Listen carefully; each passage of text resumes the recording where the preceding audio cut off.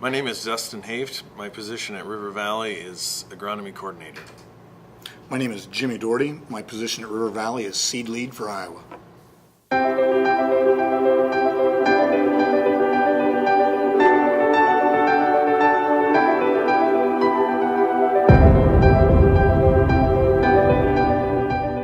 Alright, so in the test plot scenario, we'll load each individual hybrid or variety into the planter, and then we'll run one pass with that hybrid or variety.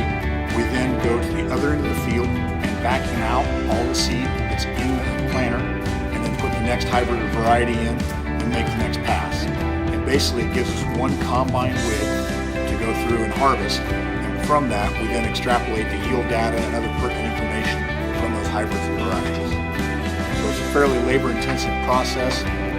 Definitely requires that you've got a side-by-side vacuum within the side-by-side to vacuum out the planter boxes as you go. You can see here each kernel has to actually be vacuumed out of the planter box so that when you start to take off, you are planting the hybrids you intend to plant. Because a lot of times we'll go back out there during in-season and watch each of those hybrids as they come up to evaluate emergence scores, hybrid vigor, and see how they react to different environmental stresses. And we'll use that information as we then talk to growers one-on-one to place hybrids within their farming operations. So if we have a hybrid that we find is a poor emerger, we're going to avoid certain types of field conditions or certain planting timings so that we don't have a problem down the line with that hybrid. As you can see as well, it's really, really important that we get proper spacing and you're very precise as you plant this, because we definitely don't want too much space in between the rows as we come back with each hybrid. If you start to get too much space, that can actually affect your yield, and you can skew the scores that you're going to get with your yield data based on that. As you can see, we typically plant around 20 different varieties of corn and a comparable number of soybeans in each of these plots. We have 4 different companies that we typically evaluate at each one of these, and each one of those numbers we evaluated based on scores we receive from the company as well as what we see in the field. Alright, as we fly in aerially, we're looking at the corn at approximately V5 to V6. As you can see, the color changes are starting to pop out on the different hybrids and varieties. This is also the time frame that becomes critical for a corn plant, because as it begins to rapidly uptake nutrients, it's going to determine the number of kernels around on each ear as well as the length of each ear. And if the growth stages are impacted in any way, shape, or form during this time frame, it will directly impact yield, because if you don't get enough kernels around or length, that's bushels you're going to lose out on. As you can see as we fly through here, the color pattern is really starting to take effect. We're also seeing the plants are very healthy. They're starting to spread over the rows. Most of this, the root growth would be clear across the row now for these plants. So if you were to side dress, they would be able to absorb nitrogen from directly in the middle of the row.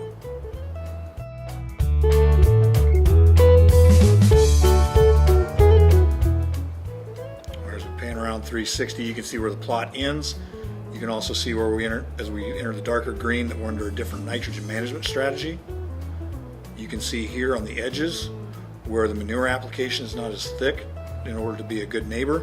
The plants are obviously stunted along the edge and are not growing as rapidly. This will result in a yield loss.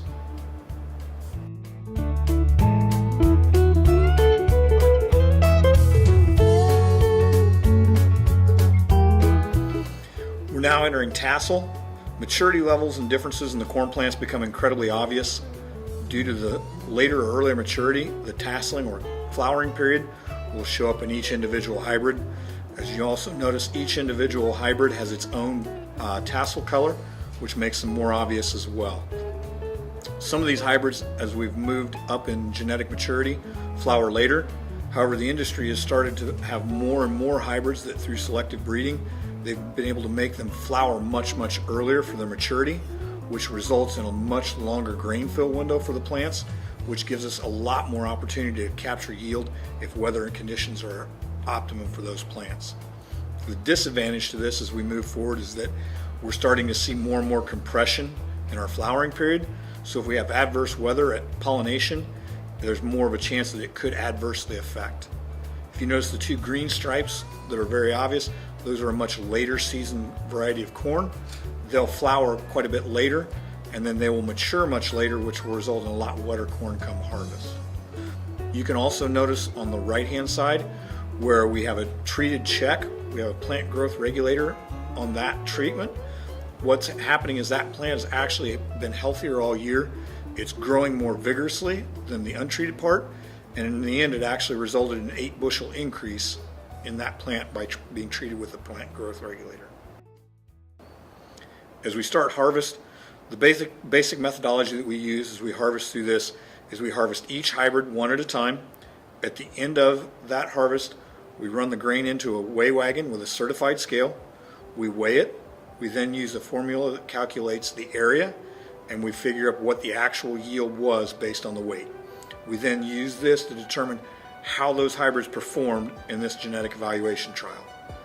The mathematical formula also factors in test weight and moisture to reduce everything to a common scale so that we know what the actual yield was comparing apples to apples across the plot. The more repetitions that we can achieve, the lower our LSD scores are. The lower the LSDs, the more accurate the information is. On a typical plot like this, in all reality, statistically, anything within 3 to 4 bushel would be statistically the same. That's why it's important to run as many different trials as we can. We also take these from across the company and across our entire geography and aggregate those so we can see if there's any kind of differences that show out for one hybrid versus the next.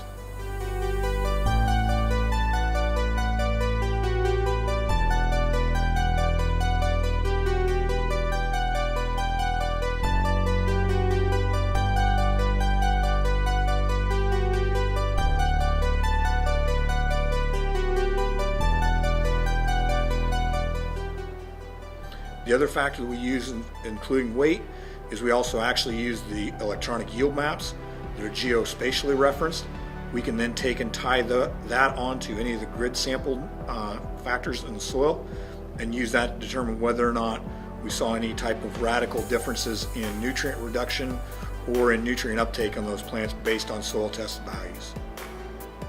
This becomes incredibly critical as we start to compare these with scores that we receive from our suppliers, so that as we look at areas with high potash, we can really start to tease out, did a hybrid perform better because the high potash scores allowed it to absorb more nitrogen and become more efficient in its use of nitrogen. Also, we know whether or not we have more or less nutrient available to that crop. So did a particular hybrid actually score better because it landed in a spatial area that had more nutrient available than others.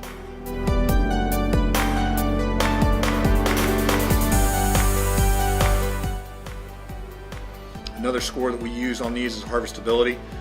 We want to make sure that these plants feed through the combine adequately so that we can get a good harvest and pick up everything that's out there.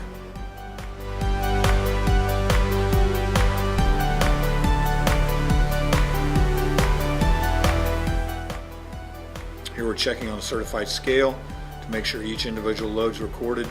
We then take that back and check the moisture and test weight before we do the final math analysis to see what the true yield was.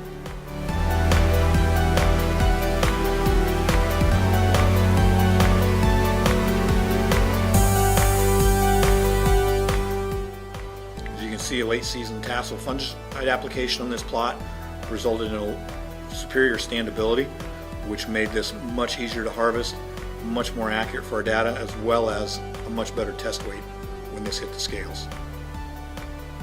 You can see in the foreground in the non-plot area where there was no fungicide applied, you can see there's areas of down corn. You can also see areas of disease pressure that showed.